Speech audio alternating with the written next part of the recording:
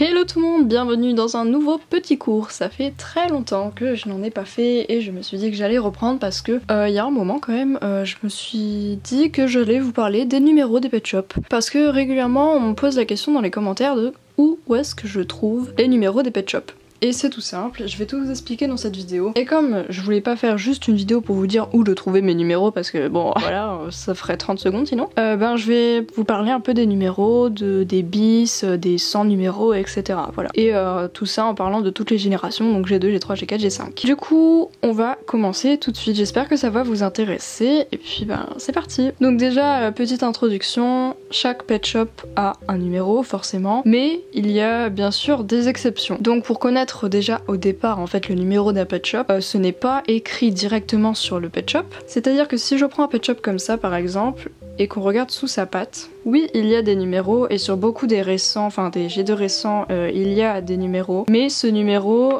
il ne donne pas en fait le numéro du pet shop, c'est juste un numéro de fabrication. Et d'ailleurs comme ils ont pas tous le même, du coup on peut pas décider par rapport à ça. Donc pour connaître le numéro d'un pet shop au tout départ, il faut simplement regarder le numéro qui est inscrit sur la boîte, ou alors il faut regarder sur des checklists, les checklists qui sont soit données dans le magasin en libre service, pour les G2 il y avait ça à l'époque, soit elles sont en fait directement dans le paquet, et quand on achète une boîte de pet shop, il y a une grande checklist et avec toute la série de pet shop qui est sortie, genre pet shop 2014, 2015, etc. Et on regarde en fait le numéro qui est associé au pet shop. Mais évidemment pour les G2 c'est difficile d'avoir les pet shops emballés directement, mais ça on en parlera après. Donc normalement chaque pet shop est censé avoir un numéro différent, mais c'est pas le cas parce que on va déjà commencer par parler des bis et des terres. Donc chaque pet shop a un numéro, mais parfois deux pet shops ont le même numéro et pourtant ils sont complètement différents. C'est le cas de ces deux pet shops qui ont le numéro 485 et ils sont complètement différents, vous pouvez le voir. Le singe était vendu avec le club de détente et l'hérisson était vendu avec la garderie, donc ils viennent de packs totalement différents et pourtant ils ont le même numéro. Alors à ce niveau là on n'a pas forcément d'informations officielles, on dirait que c'est une erreur et je serais plutôt pour ça parce qu'on peut faire des erreurs évidemment, parce que c'est même pas question de variante à ce niveau là, ils n'ont rien à voir. Et parfois deux pet shops ont le même numéro, mais en fait c'est juste que c'est la même forme et tout, mais juste ils ont une couleur qui varie légèrement et du coup on appelle ça une variante. Donc un exemple flagrant avec ce pet shop qui est le numéro 4. Le plus commun c'est celui-ci. Il est sorti dans beaucoup de packs parce qu'à l'époque les pet shops étaient très souvent réédités. Et il y a eu un pack avec celui-ci qui avait le même numéro. Vous voyez qu'il a vraiment, même on dirait que c'est un défaut la forme de la tache qui est pas très régulière, mais ils ont exactement la même. Mais juste lui il est extrêmement flashy, enfin il est vraiment orange et c'est très flagrant. Mais ils ont le même numéro et en fait c'est compréhensible parce qu'on peut juste croire que c'est fait exprès en fait, que juste c'est une variante comme ça. Ils ont changé la couleur. Mais parfois pour certains LPS, je vous mets deux photos d'un boxer que Shoop a et c'est le seul endroit, enfin c'est la seule personne que je connais qui possède ce pet shop et on dirait en fait que c'est soit une erreur de fabrication, donc on appelle factory error en anglais, soit donc en fait une erreur qui s'est passée en usine où la couleur n'a pas pris ou quoi, soit c'est une variante, en tout cas c'est quelque chose qui n'est pas officiel, en fait c'était pas vraiment désiré, soit c'est peut-être voulu mais alors c'était que dans certaines usines et vraiment en très faible quantité, du coup ils sont carrément ultra rares en fait et extrêmement difficiles à avoir. Pour certains ça peut marcher. Donc je voulais vous montrer ces deux pet shops pour vous parler de quelque chose aussi.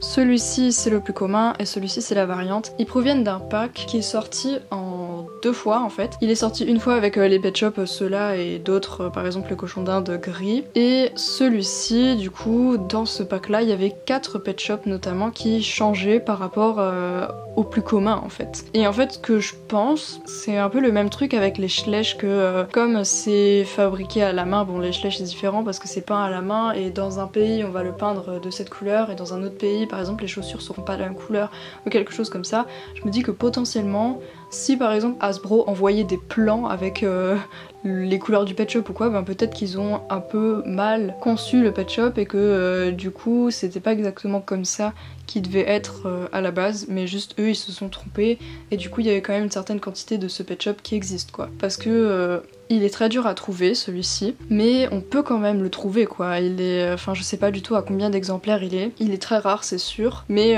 voilà, pas besoin de mettre des sommes exorbitantes dedans. C'est la même histoire avec ce pet shop, celui-ci il est extrêmement commun et celui-ci apparemment il y a seulement des gens en Nouvelle-Zélande qui auraient vu ce pet shop en magasin. Donc c'est comme si en Nouvelle-Zélande ils s'étaient trompés sur la couleur dans les usines en fait et que du coup bah ils avaient fait cette couleur alors que c'était pas normalement celle qui était prévue. Je ne sais pas, c'est juste une supposition, mais ce pet shop il en existe quand même pas mal d'exemplaires même si bah, forcément ils sont beaucoup plus rares, mais n'allez pas dépenser 400 $ dedans, clairement il ne les vaut pas. Donc voilà pour les variantes. Alors parfois il y a aussi un pet shop qui a 3 fois le même numéro, donc mais j'ai pas d'exemple sous la main, mais bon voilà vous avez compris le principe de toute façon. Puis le dernier exemple c'est tout simplement 2 pet shops qui ont le même numéro, mais juste bah là c'est le corps qui a changé. D'ailleurs on sait pas pourquoi mais celui de gauche a un corps de chat européen. Ou parfois c'est par exemple comme les deux Scottish, il y en a un qui lève la patte et l'autre qui lève pas la patte. Voilà, parfois c'est un détail mineur comme ça, genre t'as une souris qui est debout, une souris qui est à 4 pattes. Ça aussi c'est une variante. On en a fini avec les bis, j'espère que c'est clair. En tout cas vraiment je vous conseille de pas mettre trop cher dans des pet shops comme ça, sauf si vraiment c'est des pet shops ultra rares, par exemple le boxer de Choup que je vous ai montré tout à l'heure. Franchement enfin je connais quel qu'il a et je me demande si c'est pas une erreur en usine ou quoi, comme je vous ai dit. Donc il faut voir, je pense qu'on n'aura jamais la réponse. Ensuite on va parler des pet shops qui ont tout simplement pas de numéro. Donc ça aussi, ça arrive. Parfois on se demande si c'est pas une erreur, parfois on se dit que peut-être c'est très volontaire. Donc notamment pour les pet shops qui proviennent de puzzles, comme ce collet par exemple. Il provient d'un puzzle, il a pas de numéro, peut-être qu'ils ont pas du coup voulu l'inclure dans la numérotation officielle hein, forcément. Je pense pas que ce soit une erreur parce que beaucoup de pet shops qui proviennent des puzzles n'ont pas de numéro. J'ai un doute s'il y en a quelques-uns qui en ont un peut-être, mais aussi par exemple le bull terrier qui vient du journal intime, il a pas non plus de numéro. En fait c'est comme si ils étaient pas considérés comme de vrais LPS mais comme des produits dérivés alors que c'est exactement comme des LPS. Hein. Mais voilà, du coup eux ils ont pas de numéro et je pense que c'était volontaire de Hasbro. Puis sinon les pet shops qui n'ont pas de numéro, ben ça peut être les Mystery. Donc les Mystery c'est des pet shops qui n'ont jamais été révélés officiellement par Hasbro et du coup on sait pas trop d'où ils sortent, on dirait que c'est comme si les Chinois les avaient créés et pourtant enfin vraiment on dirait pas du tout des fakes quoi, c'est exactement comme des vrais pet shops, mais du coup comme on les a jamais vus dans leur pack d'origine, ben on peut pas connaître leur numéro, c'est pour ça que ben ils n'en ont pas tout simplement. Et un autre exemple c'est les promo pets, donc ça je vous avais fait une vidéo, je le mettrai dans le petit i. On n'a pas vraiment beaucoup d'infos à propos de ces promo pets, mais moi je dirais que c'était en fait aussi des produits dérivés tout simplement. Je pense pas que ce soit des faux, mais c'est possible après, mais pour moi c'est des produits dérivés, peut-être qu'ils étaient vendus je sais pas avec des magazines, peu importe, mais ceux-là n'ont pas de numéro. Je voulais faire une petite parenthèse sur les pet shops de McDonald's. Donc les 2 premières séries de pet shop McDonald's ont des numéros qui entrent dans la numérotation officielle. Donc notamment tous les premiers pet shop McDo comme ça avec le petit socle, ceux-là ils ont un numéro officiel en fait, donc ils comptent dans la collection. Si on veut compléter sa collection il faut absolument les avoir. Et aussi du coup la deuxième série de McDo, ça vous trouvez tout sur Pet Shop Choup pour les numéros, donc ceux-là en fait ils ont les formes dans les yeux, voilà. Et mais après c'est pas que à ça qu'on peut les reconnaître, mais ils ont vraiment comme la texture des vrais Pet Shop et eux aussi ils ont un numéro qui rentre dans la numérotation officielle alors que ce sont des McDonald's. Sinon tous les autres Pet Shop de McDo n'ont pas de numéro, donc je pense qu'ils rentrent du coup dans la collection, mais ça dépend comment vous la concevez en fait, mais dans la numérotation officielle en tout cas il n'existe pas. Donc voilà pour la petite parenthèse des pet shops qui venaient du McDo. De même pour les pet shops qui n'ont pas de numéro, ben, par exemple le chat Comic Con ou la Tortue Licensing Show, c'est des pet shops qui sont sortis pendant des événements et du coup ben, ils leur ont pas donné numéro. Pourtant l'Hippopotame Comic Con a un numéro, donc c'est ça qui est un peu étrange. Parfois on sait pas trop qu'est-ce qui s'est passé dans leur tête, mais bon. Puis parfois c'est l'inverse en fait, c'est pas le pet shop qui a pas de numéro, mais c'est le numéro qui n'a pas de pet shop en fait. Donc c'est vachement triste, mais il y en a en fait, ça paraît évident, par exemple le numéro 666, bon voilà, il y a pas de pet shop qui est attribué à ce numéro et je pense que c'est un peu logique de pourquoi.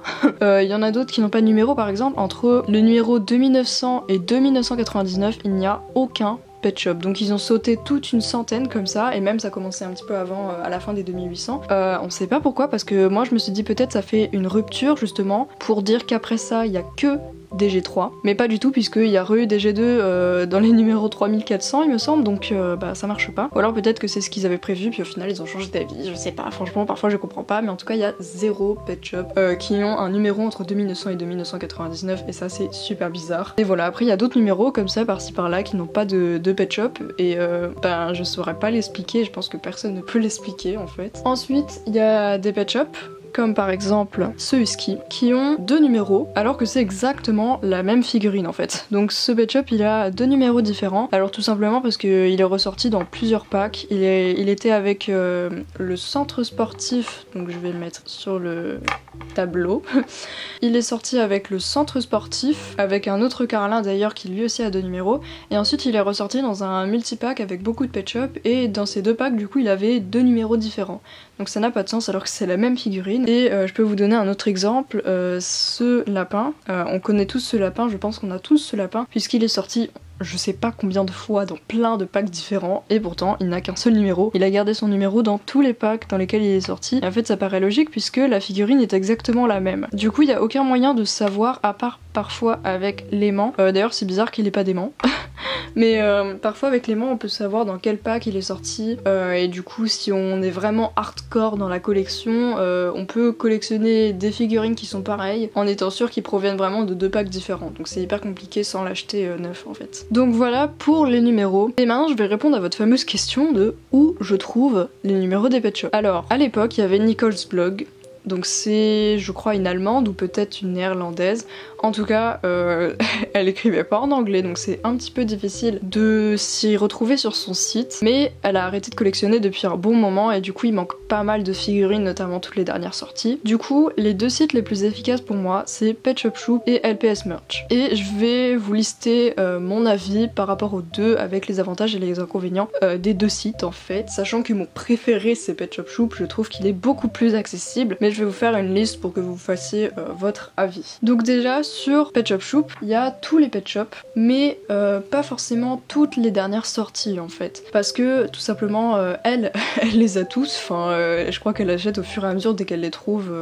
Elle les a en fait, mais juste ça lui prend du temps d'actualiser son site, alors du coup parfois il n'y a pas forcément toutes les sorties d'un coup, mais voilà, du coup en fait souvent on aura plus rapidement les nouvelles sorties sur LPS Merch parce que la personne qui gère LPS Merch elle prend les images officielles de Hasbro en fait. Mais le problème avec ça aussi c'est que sur LPS Merch il est censé y avoir tous les Pet Shop qui sont sortis, sauf que à l'époque il y avait beaucoup plus de personnes qui pouvaient lui donner leurs photos parce qu'en fait LPS Merch ne partage que des photos qui sont libres d'utilisation. Donc celles de Shoop ne le sont pas. Et en fait Nicole's Blog elle donnait ses photos et après sinon la personne de LPS Merch elle prenait les photos, enfin les images qui étaient données par Hasbro tout simplement. Et maintenant comme Nicole's Blog ne fait plus ça, je pense qu'elle a d'autres personnes mais pas assez visiblement pour mettre toutes les dernières sorties aussi. Donc même si LPS Merch est plus rapide, Hasbro ils partagent pas toujours les images, donc voilà, il y a toujours un délai en fait. On a plus souvent les figurines en main avant de les voir sur LPS Merch ou sur Pet Shop Shoop en fait. Et justement ce qui fait que je penche plus pour Pet Shop Shoop, c'est que Pet Shop Shoop il y a vraiment tous les Pet Shop. Enfin vraiment quand je vous dis tous, enfin pas bien sûr en omettant les dernières sorties vraiment très très récentes, il y a toutes les variantes, tous les bis, tout ce que vous voulez, les mystéries, enfin ils sont quasiment tous là quoi, vraiment après faut chipoter sur quelques mystéries qu'elle a pas, mais vraiment pour les variantes il y a tout ce qu'il vous faut, alors que sur LPS Merch il y a des erreurs parfois sur les images, c'est pas le bon Pet Shop qui est associé au numéro, il y a pas toutes les variantes, parfois il y a certains Pet Shop exclusifs, par exemple certains australiens qui apparaissent pas, ou même des français, du coup parfois on peut penser qu'un Pet Shop est associé à ce numéro mais en fait c'est pas bon, enfin il suffit de regarder sur Shoop en fait et on a direct le bon truc. Donc c'est pour ça que je penche plus sur Pet Shop Shoop personnellement. En plus le site de Shoop il est vachement pratique pour naviguer dessus, on peut trouver le Pet Shop soit en cherchant par race sur le côté droit, soit par le numéro du Pet Shop, donc sur la colonne de gauche, et si on descend plus bas, il y a plein de catégories, cartes postales, puzzle, tout ce que vous voulez, et même tout en haut du site à gauche, il y a aussi les bis, les variantes, les Pet Shop qui n'ont pas de numéro, etc. Donc voilà, il y a tout ce que vous voulez et c'est hyper pratique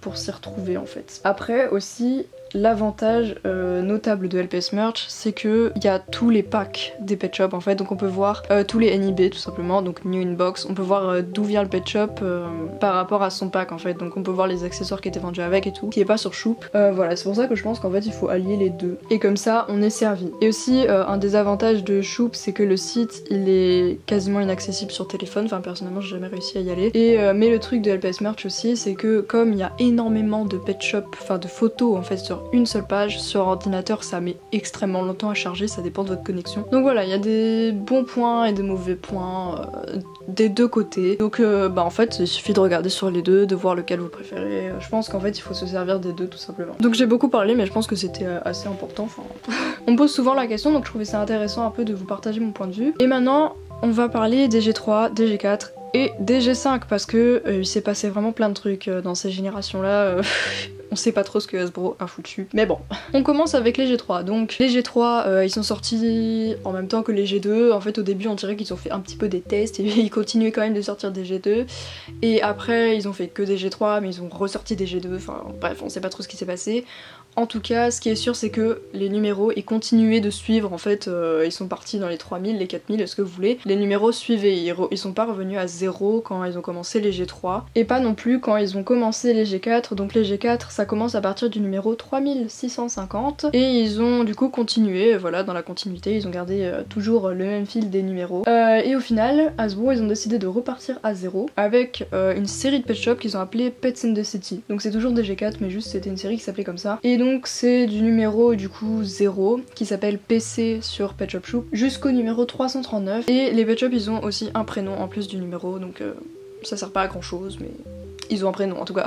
Ensuite, il y a eu les G5. Les G5, ils sont repartis à 0 tout simplement. Donc voilà, ils se sont dit nouvelle génération, on repart sur de bonnes bases, on retourne à 0. Donc c'est là que ça devient compliqué. Poursuivre avec les numéros, enfin c'est...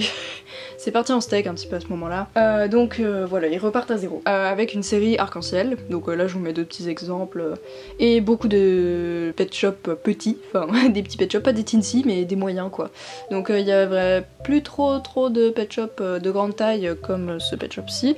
Il y avait surtout des petits pet shop, voilà. Puis ensuite, une nouvelle fois, ils sont revenus à 0. Donc là je vous mets pas d'exemple parce que c'est tout simplement un G5. Enfin je pourrais mettre n'importe lequel de toute façon. Ils sont revenus à 0 et cette fois ils ont décidé de s'organiser en série. Donc il y a eu 4 séries et à chaque fois qu'ils repartaient sur une série, donc une série ça veut pas dire grand chose en fait parce que c'était pas forcément par exemple une série avec que des pet shop noirs et blancs, enfin c'était vraiment des pet shop assez mélangés en fait qui avaient pas forcément de particularité mais au bout d'un moment ils décidaient de revenir à 0 avec une nouvelle série, on sait pas trop pourquoi. En tout cas il y a eu 4 séries différentes pour à chaque fois ils revenaient à 0 quand ils commençaient une nouvelle série. Donc sur Pet Shop Shop elle met du coup par exemple le numéro de la série, elle met un 1, le tiret et le numéro du pet shop. Donc voilà, c'est pratique pour se retrouver mais au départ enfin c'était quand même pas très simple. Et puis maintenant ils ont changé de décision parce qu'il n'y a plus de numéro du tout, voilà.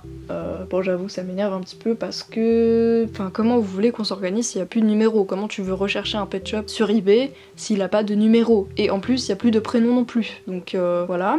Ce pet shop a peut-être un prénom mais en tout cas les tout derniers Lucky Pets sortis, ils n'ont pas de numéro, ils n'ont pas de prénom. Donc, mais voilà, du coup ils ont arrêté de s'embêter avec des numéros, de repartir à 0 etc. Ils ont juste décidé de ne plus en mettre du tout. Et c'est ici qu'on en est à ce moment là. Je vous avoue je suis un petit peu pessimiste par rapport à l'avenir des pet shops. J'ai l'impression que que ça va s'arrêter, je sais pas pourquoi mais juste le fait qu'ils enlèvent les numéros, j'ai l'impression qu'en fait ils ont fini quoi. Que c'est plus du tout rentable pour eux et que ils vont passer, enfin que Hasbro va passer tout simplement à autre chose et qu'ils vont abandonner la licence. Je sais pas pourquoi, mais moi je l'imagine comme ça. C'est peut-être faux, c'est peut-être vrai. Aucune idée, ça c'est tout simplement mon avis, mais voilà, je voulais clore cet épisode comme ça, c'est hyper triste. Mais voilà, je pense que je vous ai dit à peu près tout sur les numéros. J'essaie de faire en sorte que cette vidéo soit la plus exhaustive possible et du coup j'espère que je n'ai rien oublié. Le petit cours ça va être un très long. Donc ça va être un long cours au final que je ne vais pas faire en plusieurs parties, que je vais faire en une partie et qui va être sur les fakes. Et en fait je vais vous montrer pour chaque pet shop comment le différencier du fake. Donc c'est pour ça que ça va être long parce qu'on va essayer de le faire à peu près au cas par cas. Voilà, donc du coup ça arrivera bientôt. Et j'espère que cette vidéo vous a plu, qu'elle vous a bien aidé. Maintenant, plus d'excuses pour trouver les numéros des pet shops. C'est très simple en fait parce qu'il y a des gens qui se font, voilà, pour nous, pour qu'on ait les numéros accessibles. Donc voilà, merci beaucoup d'avoir regardé ce petit cours, j'espère qu'il vous a intéressé, j'espère qu'il vous a plu. Si vous avez des choses à ajouter, peut-être que j'ai oublié, n'hésitez pas à le dire dans les commentaires qui sont ouverts et je rajouterai en commentaire épinglé toutes les informations que j'aurais peut-être oubliées. Voilà, je vous dis à la prochaine, bonne journée.